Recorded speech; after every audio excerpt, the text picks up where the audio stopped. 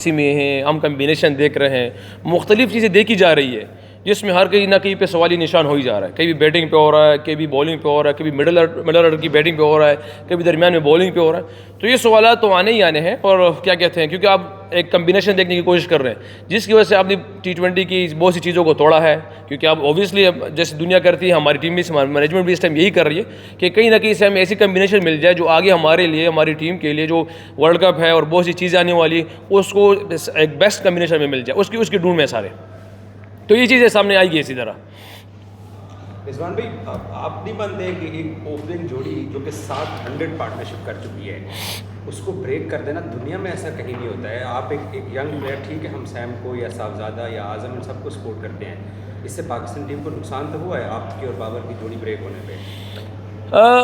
देखिए, बिल्कुल आप ये कह सकते हैं कि नुकसान हुआ है, क्योंकि अभी बहुत सी ऐसी चीज़ें, इसमें नुकसानात मैंने पहले कहा है कि नज़र आएंगे आपको। जैसे आप अगर हमारी ओपनिंग पेयर पे बात कर रहे हैं, तो मैंने आपको पहले भी कहा है कि मैनेजमेंट, कप्तान की भी हमारी से बात हुई है, हफीज़ भाई की बात हुई है। मगर मैं आपको ये कह सकता हूँ कि यहाँ पे बाबर भाई का बड़ा दिल है।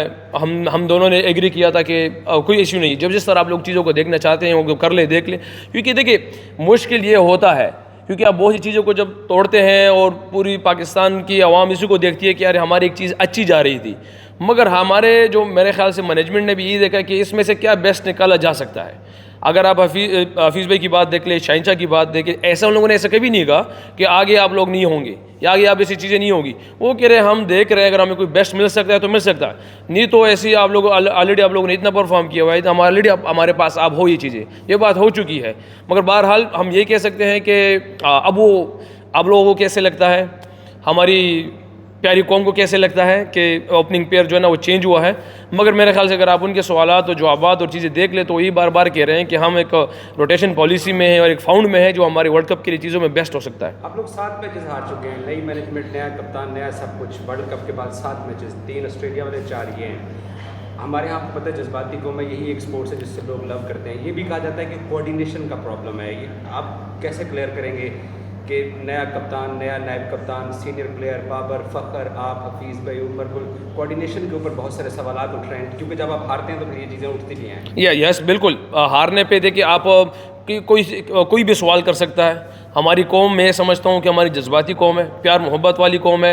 बिल्कुल क्रिकेट पे हमारी पूरी कौम इकट्ठी होती है, फिर खफगान भी इतना होता है कि सबके सामने होता है। हमारे दिलों में इस चीज़ का दर्द है, हमारी कौम के लिए। सिर्फ मेरे दिल में नहीं, यकीन करें, ड्रेसिंग रूम में जाए, हर प्लेयर, हमारे दिल में, माइंड में सिर्फ ये चीज़ इस टाइम है कि रोटेशन पॉलिसी है जो मैनेजमेंट कर रही है, चीज़ें कर रही है, हमारा सबसे बड़ा जो हमारे पास चीज़ है। मगर हर प्लेयर के दिल में हमारी अपनी पूरी कौम के लिए दर्द है कि यार हमारे रिजल्ट उस तरह नहीं जा पा रहे हैं। मगर हम ये समझ रहे हैं, जैसे कप्तान है तो हर टाइम वो ये कहता रहता है कि यार हम एक्सेप्ट करते हैं कि हम रोटेशन पॉलिसी में है, मगर हार फिर भी हमारी कौम को पसंद नहीं है।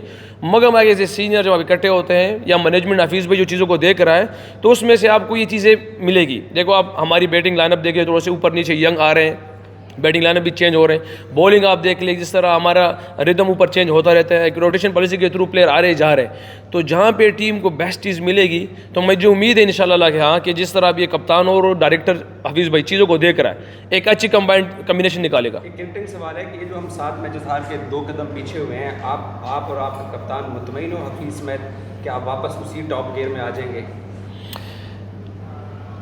मुझे पर्सनली अगर मुझसे पूछा जाए तो मुझे हार पसंद नहीं। हार मुझे पसंद नहीं, कि जिस चीज़ में भी हो, मतलब आज जो भी कर रहे हैं, हार पसंद नहीं मुझे। मगर जो चीज़ें हो रही है इस टाइम, उसके थ्रू ये मेरे ख्याल से चीज़ें परफेक्ट जा रही है उसके थ्रू। क्योंकि आप एक चीज़ फाउंड जब ढूंढ रहे हैं ना, पूरी दुनिया देखिए, वर्ल्ड कप से पहले आप न्यूजीलैंड की टीम देख लें, ये बांग्लादेश गई, वो हार के आई है।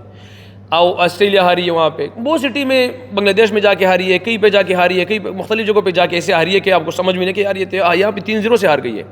क्योंकि वो इस ढूंढ में होते हैं कि हमारी कम्बिनेशन कैसे बेस्ट हो सकती है। तो यहाँ पे मैं अगर हार को, मुझे तो पर्सनली पसंद नहीं, दर्द होता है इसके लिए। मगर हमारी जो मैनेजमेंट, कप्तान जिस ट्रैक पे जा रहे हैं, जिस चीज़ की फाउंड कर रहे हैं, मैं उसकी बात कर रहा हूँ, जिस चीज़ की फाउंड कर रहे हैं उस हिसाब से बिल्कुल बेस्ट फिलहाल जा रहे हैं। अभी अपने फॉर्म की बात की, यंगस्टर्स को चांस दिया है, हमने देखा है। बल्कि जो पहला मैच देखा था, कुल मिला के हम तकरीबन 4 नए खिलाड़ी से, एक तरह से अगर से डेब्यू 2 हुए, बट नए खिलाड़ी मिला 4 बनते हैं हमारे। तो कुछ मिला है हमें नए खिलाड़ियों से आपको इस सीरीज़ में? और अगला 5वां मैच है, 5-0 तो बड़ा वो होगा, आपको लगता है कि ये 5-0 नहीं होगा? देखिए हम हर मैच में तो यही आते हैं अल्हम्दुलिल्लाह कि देखो पहले भी कहा कि हार बर्दाश्त नहीं है, फिर इंशाल्लाह वो डिफरेंट होगा, अल्लाह ने चाहे जिस तरह ये था, मगर ऐसे जब आप टीम की ऊपर नीचे कम जुड़े हुए दिल नहीं होते तो रिजल्ट ऐसे ही आते हैं, क्योंकि फिलहाल आपको पहले कहा कि कम्बिनेशन नहीं बनी, इस टाइम बनने की कोशिश हो रही है। जहाँ तक यंगस्टर आप यंग चीज़ की बात कर रहे हैं, तो जिस तरह सैम को मौका मिला है, हाँ उसकी बड़ी इनिंग्स नहीं लगी, ये मैं कह सकता हूँ, उसकी बड़ी इनिंग्स नहीं लगी जो जिस चीज़ की हम सबको तमन्ना है और इंतज़ार में, मगर आप जितने भी उसके बॉल देख लो, जिस कॉन्फिडेंस से वो खेल रहा है, वो एक डिफरेंट चीज़ सबके सामने आई हुई है। हाँ वो ये है कि बड़ी एक्सपेक्टेशन उससे है कि यार वो थोड़ा सा, मगर मैं ये कह सकता हूँ कि इंटरनेशनल लेवल इसमें टाइम चाहिए होता है कुछ समझने में, देखने में, चीज़ों में, इसलिए मेरे ख्याल से अभी हफीज़ भाई बार बार उसको मौका भी दे रहा है, कप्तान भी मौका दे रहा है कि हमारे पास एक बिल्कुल परफेक्ट चीज़ आ जाए इंशाल्लाह, नहीं तो कम से कम वो सीख जाएगा बहुत कुछ इससे इंशाल्लाह। लास्ट क्वेश्चन, हमने जो पालेकेले में इंडिया के खिलाफ मैच खेला था 2 सितंबर 2023 में, उस वक्त से और अब तक हमारी एक चीज़ आ रही है कि हमारे बॉलर्स पूरी तरह से पिट रहे हैं। आपको लगता है कि आप बड़ा एडवोकेट करते थे, आप कहते थे कि हम दुनिया भर में लोग तारीफ करते हैं कि हमारी बॉलिंग जैसी किसी की भी नहीं है, और हम भी मानते थे, मगर अब ऐसा क्या हुआ है कि हमारे बॉलर्स की वजह से हम हार रहे हैं जिनकी वजह से हम हमेशा जीतते थे?